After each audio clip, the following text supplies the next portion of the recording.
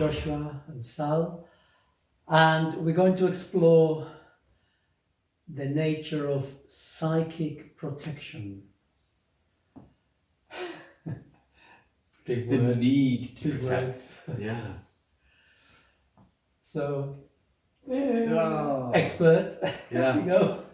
I've always been a little bit adamant about this idea of protection, because then that's going into that space of fear. And as a being of love, I know that if I radiate love, that's all I really need to do. Having some awareness of what's going on, if things are coming to me, or thoughts or whatever, to be aware and to explore it.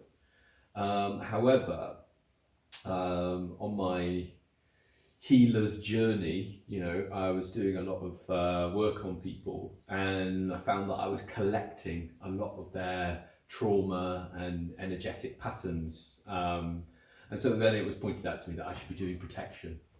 So I've done all kinds of protection, visualization and rituals and smudging, shaking of my hands after, and salt water and everything. But crystals, I've had it all. I've tried it all, and it's got me in more trouble actually. And so it's really got me to that place now whereby, it's just, again, awareness, boundaries. No, this isn't for me. This isn't mine. Just send that back. No justice, no judgment, just remedy and resolve for what isn't mine. And that really is my little ritual, I guess. And when I haven't done that, I absorb it all and I take it on. And some of it's taken me a long time to get rid of. Client feels great, but I've kind of like inherited it. And I've had a couple of people recently ask me about protection, and I've been kind of sharing my strategies for what works for me. But I think there's a whole lot of confusion out there, really, and I think people think that they're doing it, but are they doing it? And it's that idea of sacredness, of us being sacred. Or are we just stuck in curiosity, waft some incense about and love and light, and that's it, I'm done. But is it really working? Indeed.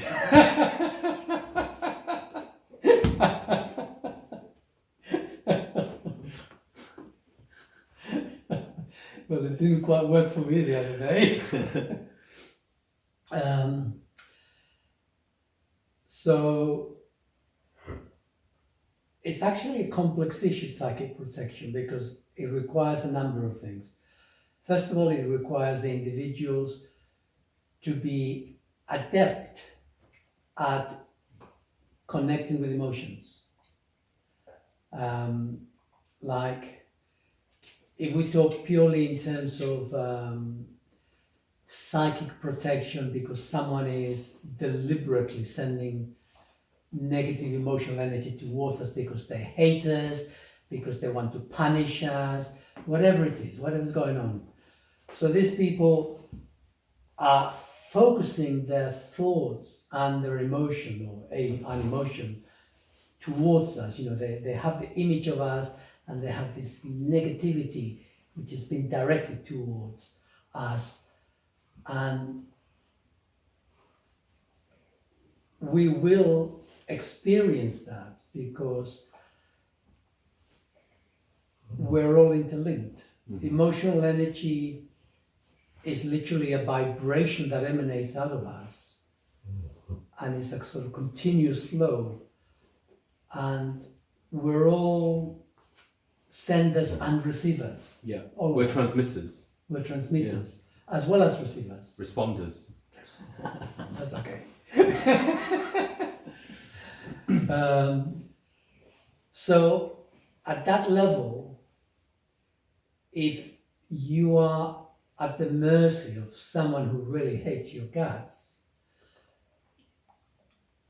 the question isn't about protection, is what is there in me that is generating this in my outer world? Mm-hmm. Because we all do reflect our internal world externally. So if there's someone out there who really hates my guts, the chances are I hate my own guts. And so in that instance, the issue isn't actually about protection so much as to how to learn to love myself. Self-acceptance again. Self-acceptance. Yeah.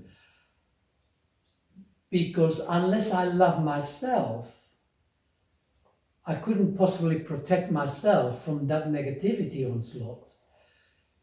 Because true protection is being able to be in a state of love towards the other person whereby we understand, we may not be very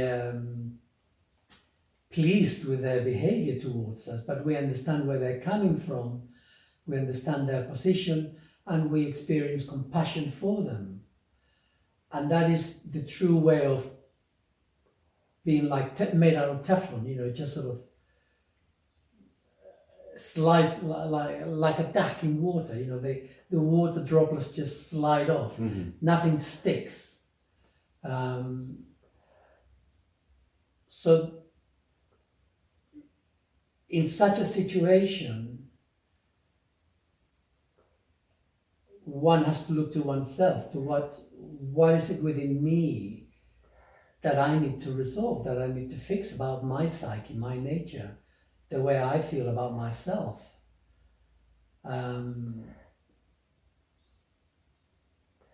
So at that level, protection is about looking inside of ourselves, what's wrong with us, in the sense of what are we not accepting about who we are. Yeah. And that is, I'm glad to say, not something that I have any awareness of, because there's no one out there that truly hates me that I'm aware of. And I'm not aware. When I was younger,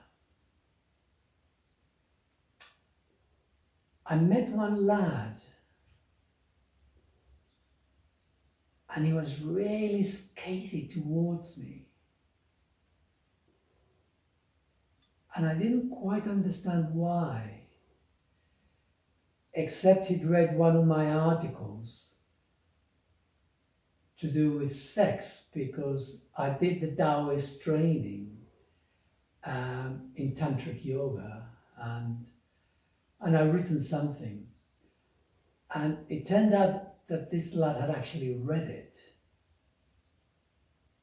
And he was full of vile negativity towards me, because he was some sort of religious nut. I say nut, but he was like, these days you'd say off the spectrum. There was something not right about him. And it's that sort of limited perception of thinking and indoctrination on beliefs. But I was totally unaffected by him, because I was very naive and ignorant within my, I was just nice because I was in my own little world. So it didn't touch me really. But that's about it really. What about you? You had any experiences? What, of protection or people, the whole... Yeah, I mean, I guess the biggest one I saw was when I had that exorcism. I think we spoke about that before, and just seeing how others were dealing with that. And what I've witnessed is, especially from Bali and Latin America, is that people, who do healing work feel like that's their mission, and that there's times that they shouldn't be doing that for whatever reasons of, their own mental or emotional stability, and seeing how that affects other people.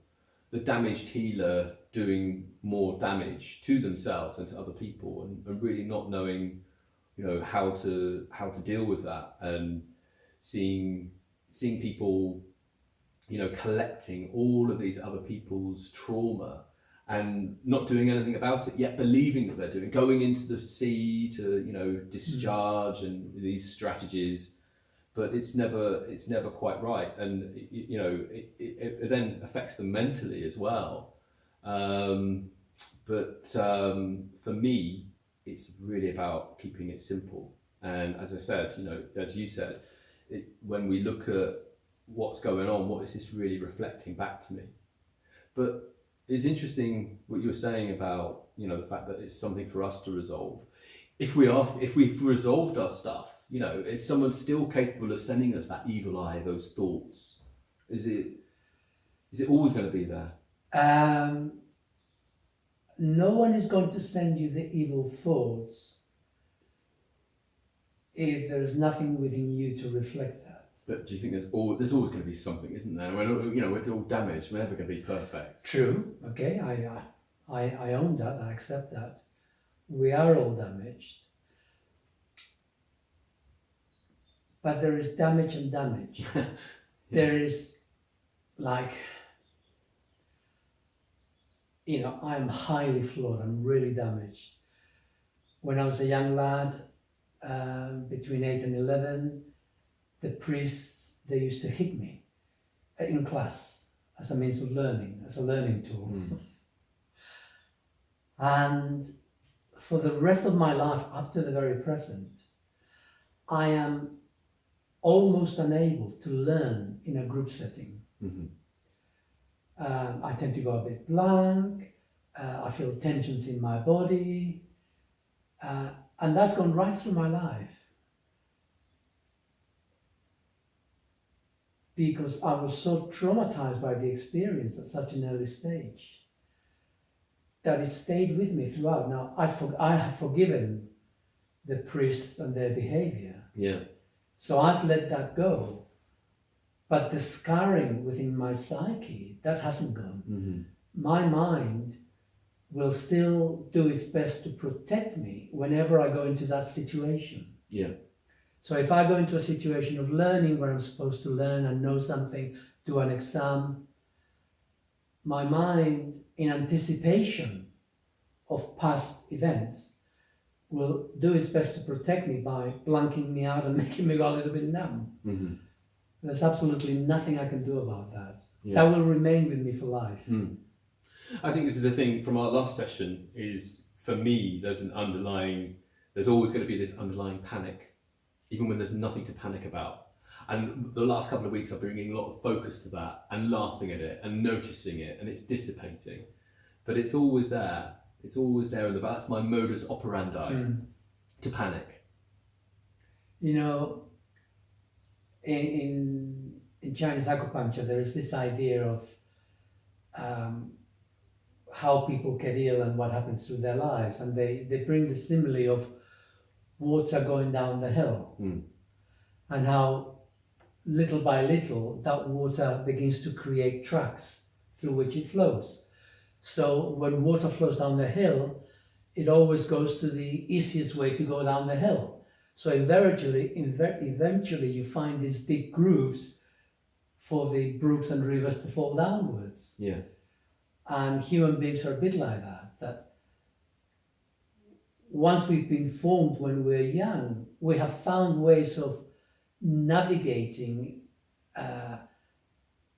the difficulties of emotional experience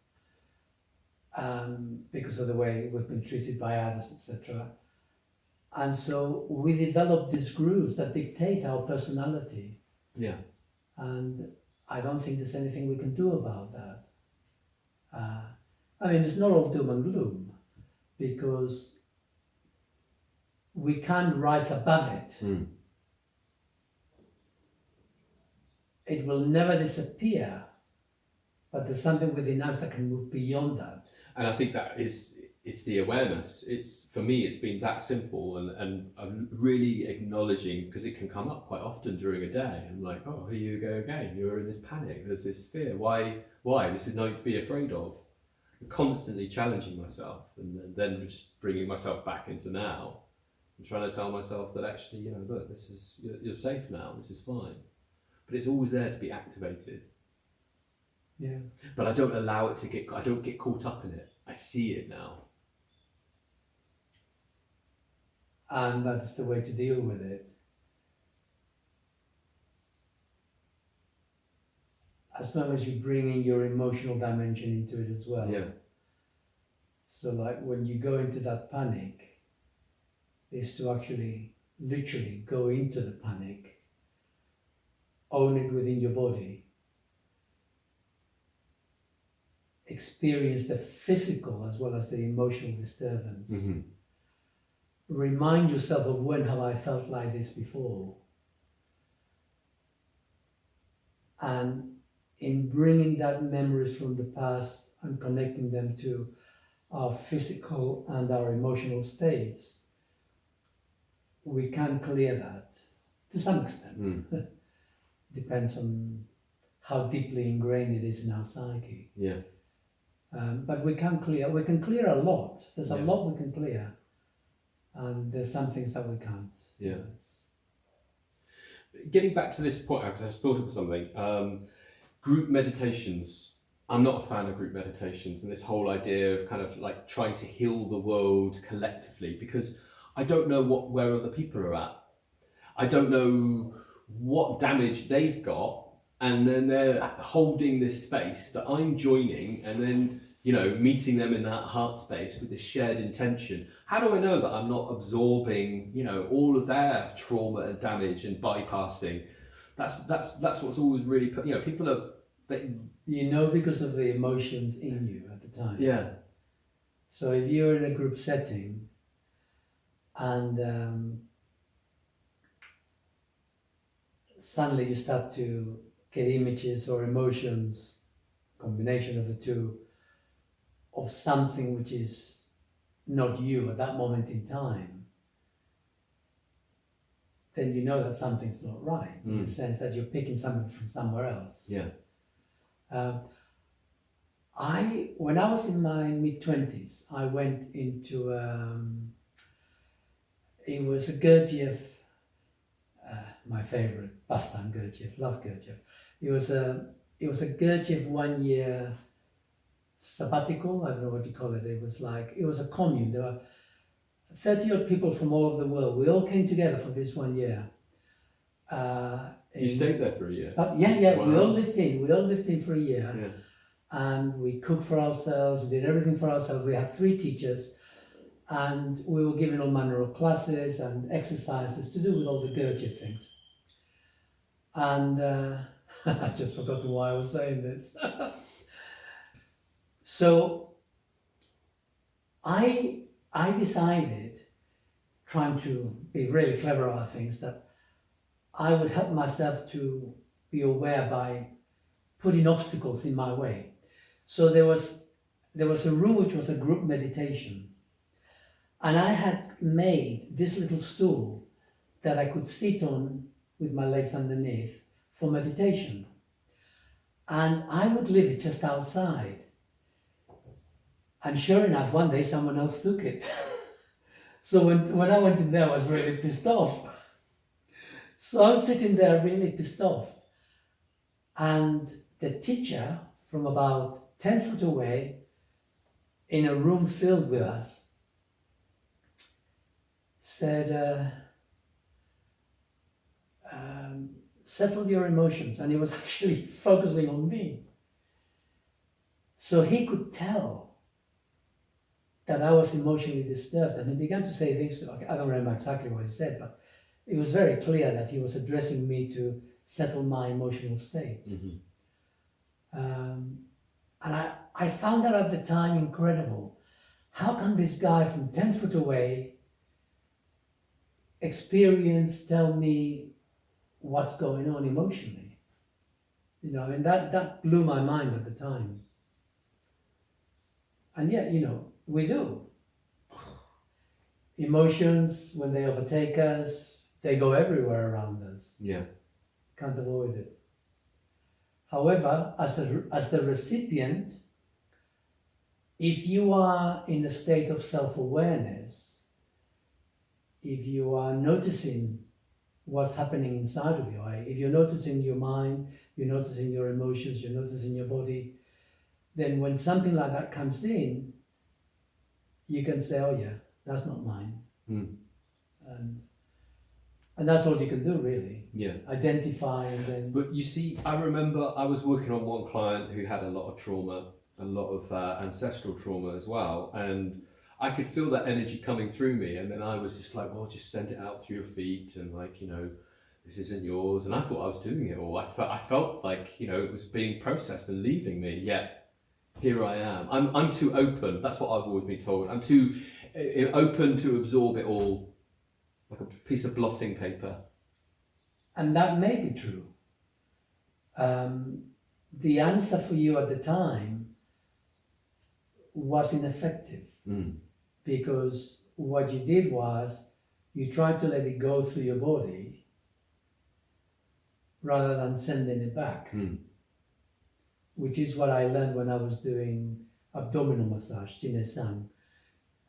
Emotions would come into me as I was working with their abdomen, and I would then, oh, that's not mine. And I would then send the emotion back into their abdominal area and say, you process that. And it's difficult to describe, but it's an intention. So I would experience the emotion beginning to well up within me, and I'd say, oh no, that's not mine. And I would then energetically send it back into them with the intention that they process it. And invariably, that is what happened. They would then start crying, things would happen to them, because that emotion was being picked up with me from their subconscious. And when I sent it back, somehow they became aware of that, and suddenly, oof, they were in that emotional space. They were experiencing that. Yeah. You see, for me, that's why I stopped doing hands-on healing, is because I just didn't feel that clients were integrating any of it. And in some instances, you know, it was quite traumatic for them, and they felt a little bit lighter at times. But generally, what was happening in my, you know, later career was the fact that people were really upset by what was going on, and then there was no integration, there was no physical release for them, which is why I just kind of decided that, you know, I need to take a pause from this, really. And then there's the other aspect. What about the practitioner? You know, the damaged healer. What about the practitioner putting that energy into the person that they're healing, giving them their trauma, vice versa? That's a possibility. That's what I've witnessed. But it's not so much giving as transferring, an intentional transferring. Yeah. Two things. One is that years ago, when I moved away from acupuncture into acupressure and massage. And there was one client, and I was touching his chest. And suddenly I was overwhelmed with grief and sadness. And as I was there, the tears were just flowing through me. And afterwards, I said, oh God, I feel so much lighter. I said, yeah, because I've felt it. However, in hindsight, I had a lot of grief in me anyway. So, yes, I spared him the experience, which is not a good thing per se. But I helped myself to release some of my own grief. So that was a little bit sort of self-centered and selfish in a way, not deliberately. And so in that instance, that was a healthy interchange. Yes, in his case, he was out of his awareness, but in another sense, so he was out of mind. And somehow with the connection, it became conscious in me. Yeah. And I experienced that. And because I experienced that, it flowed through me and it was okay. Because I was releasing something that was already within me as well. Yeah. And I took some of his load off, if you like, some of his negative grief that hadn't been expressed. But it helped him and it helped me. So that was a sort of synergetic usefulness. Years ago, I heard of this guy who had developed the art of, there's a word for it, I can't think what it is now. It's just work on the muscles whereby you just tweak them a little bit and then release. And then they sort of find their way back and you can release muscular spasms. Anyway, this guy, Australia I think it was, he became very famous and he used to see thousands of people. And then I heard that he died quite young. And I thought to myself at the time when I heard that, that's not so good. You know, he's been touching thousands of people, seeing dozens of people a day, so he would see dozens and dozens of people because each person would only take about 20 minutes or so.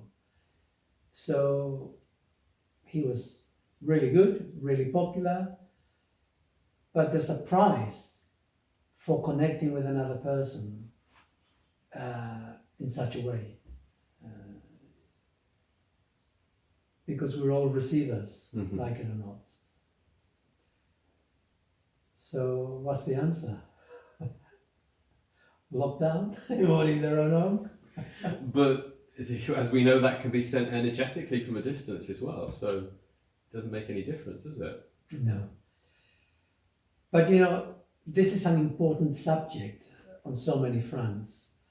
As a therapist, learning how to manage those emotions when they originate in someone else, but also as a member of the world, learning to recognize that we're constantly streaming out information, images, emotions of how we are in the world, how we perceive the world. So our fears, our vindictiveness, our small-mindedness, our greediness, all of that is being pumped out there. And individually, we don't have that much power, but the collective can alter reality. And it has, you know, for many, many thousands of years. Our reality is a horrible reality. I was watching The Crown yesterday and the Queen said, "Oh, this is my year of annus horribilis."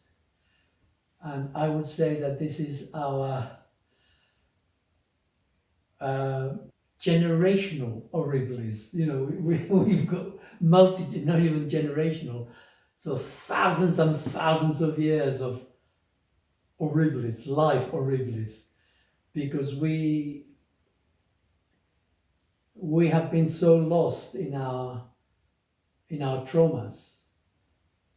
We have been so conditioned, so fearful of being alive, that everyone's affected. Think of the Middle Ages, the witchcrafts, the fear, the fear that so many women must have experienced, that some other members of the village who would be nasty for whatever reason would sort of point the finger at them, you know. Do you think it was witchcraft, or was it simply people seeing a mechanism for, you know, getting rid of somebody and claiming that they were, and I want to... Well, I don't know. I'm sure we'll never know. I mean, if you look at films, they say all manner of things, from the witch finder general who gets paid every time he finds a witch, monetary incentive, to the villagers who are fearful.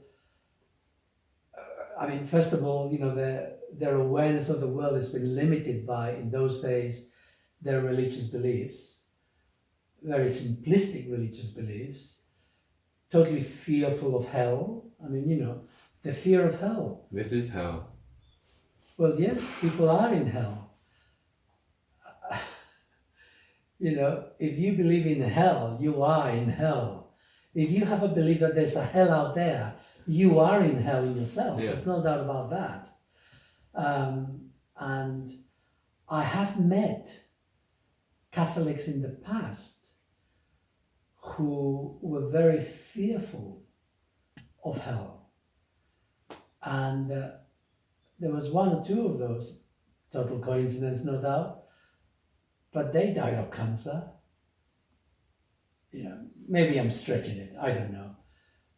But, you know, we are so powerful in creating with our emotions and with our images reality, that if our emotions are negative and our visual images are negative, we can distort our own body structure. We can damage ourselves. We do damage ourselves. And often that means that we generate an environment where we find the wrong foods and the wrong drugs and the wrong people. So everything goes into a confluence to solidify that experience that we are in hell in some way or other. So hell is real for some people. And they are in hell. They live in a hell. I mean, we're going through hell at the moment. Well, we're not.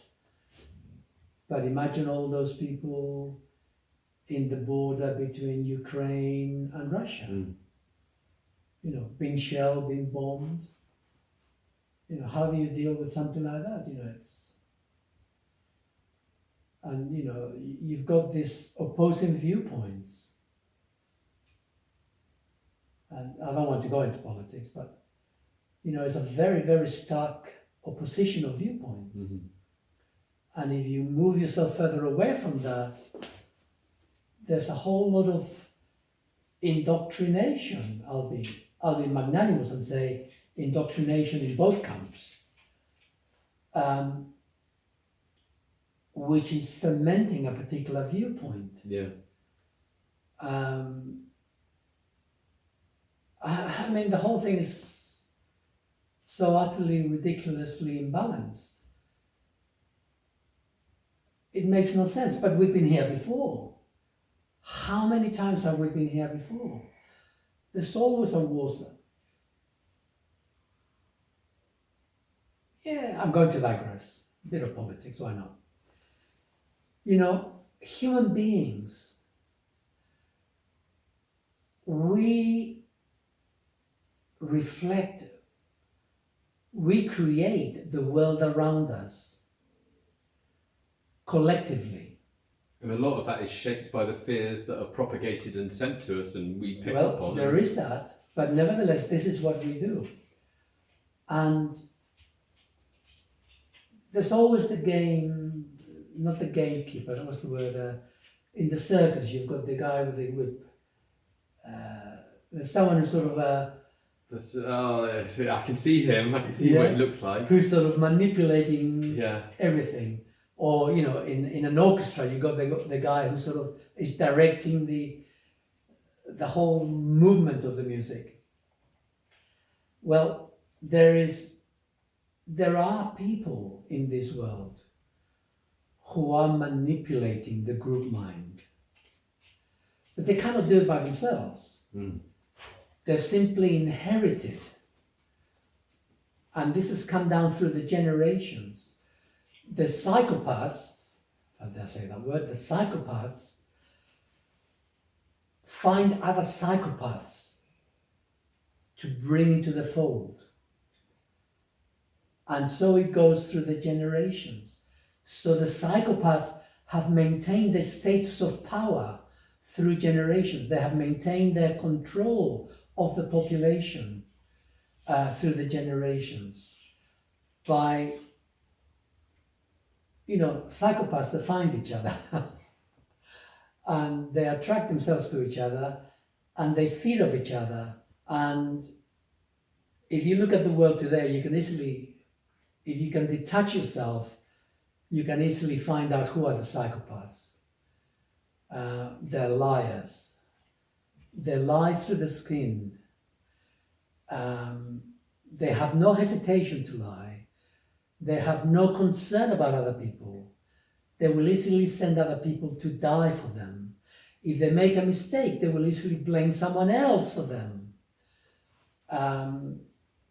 They seek to be on top by standing on other people. They have no difficulty using other people to climb the mountain. I'm sure you can make your own. Who could be like that? However, they're the ones who, there is this question, how can the world be as it is? And it is because there is this funneling. There is those who have accumulated the power to be right at the very top, and they have then given a leg up to other psychopaths to come join the group. And they're the ones who control all the levers of communication. All communication on this earth for a long, long time has been the exclusive realm of the psychopaths. And they're the ones who have been controlling what the people at the bottom hear and believe. And so as a result of that, we've always had wars, hungers, famine, brutality, coercion, slavery. And you say, how is that possible? There's so few of them. It's a well-oiled machine, isn't it? It's going on for so long. It's a very well-oiled machine, extremely well. In the 1950s, I remember going to the 1960s. I remember going to the cinema, and before the film started, there would be a hymn to the Queen, the national anthem. Everybody would stand up.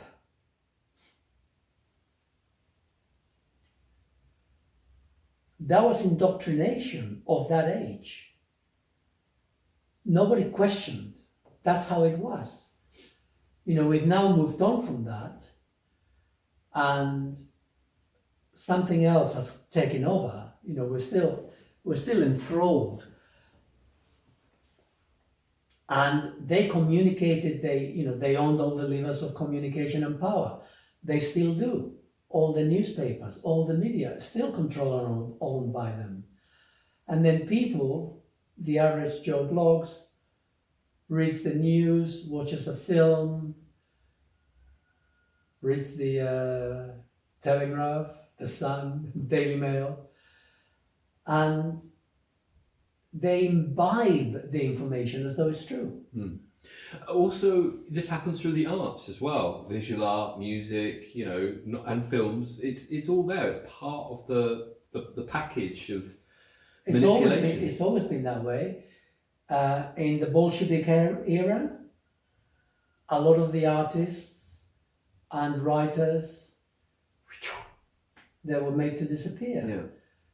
Because it was understood that people are influenced by art and by stories. So, and it's still happening today with the woke culture. If you express a viewpoint that is considered a no-no to them, you're marginalized, or you're cancelled, you're censored, goodbye, you disappear. And that message out there then comes into the home as well, so that you can have a conversation with somebody that you think you've got trust with, and if you use a word that is inappropriate, that is in a safe space that should be able to be spoken about, that can create problems or reactions in the other person because you've gone outside the social norms of the language that can be used. So if I come back to this the whole group of humanity, how we've got this small section that disseminates the information we are allowed to dwell on, to experience, which is usually fear and negative, then this permeates the culture because a large proportion of people will then be experiencing the negativity. When my kids were young, one day my kids came home and they were all angry and incensed because I think it was the Iranians who had picked up some English people on a boat and captured them. And so they were all incensed. How dare they? And I was a bit bemused. I thought, you know, what were the English people doing there?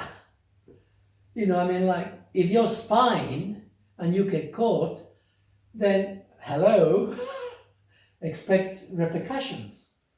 You know, it was none of our business.